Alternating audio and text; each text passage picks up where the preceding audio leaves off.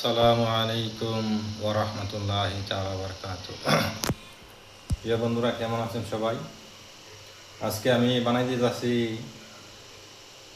টেকনোলজিয়া ভর্তা।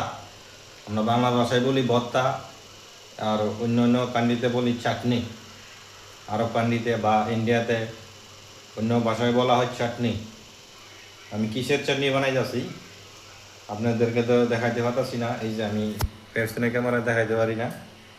এই যে পেঁয়াজ নিলাম, এখানে হলো যে শুকনা মরিচ, কাঁচা মরিচ, একটা বড় দিকা রসুন, একটা বড় পেঁয়াজ, আর এই যে ধনিয়া পাতা আর সাজনার ফুল।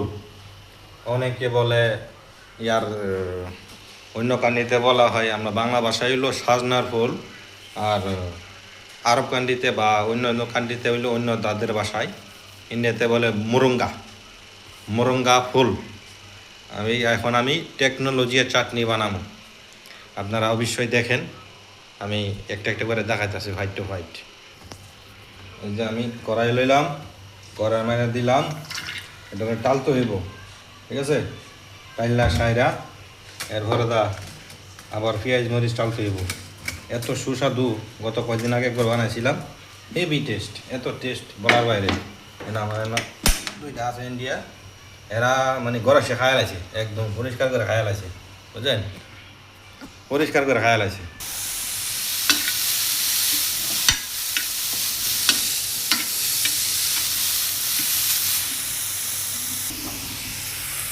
এই যে দিলাম পেঁয়াজ রসুন মরিচ, এটা টালতে হইবে একটু। আমি চাইলা পানিটা হওয়া এরপরে ইনশাল্লাহ আবার জন্য ব্লেন্ডার বানাই একদম।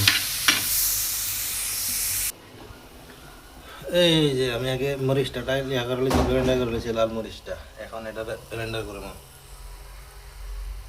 বন্ধুরা, এই যে বানাই লাইছি, এই যে একদম শুটকির বতার মতো হয়েছে, বুঝছেন?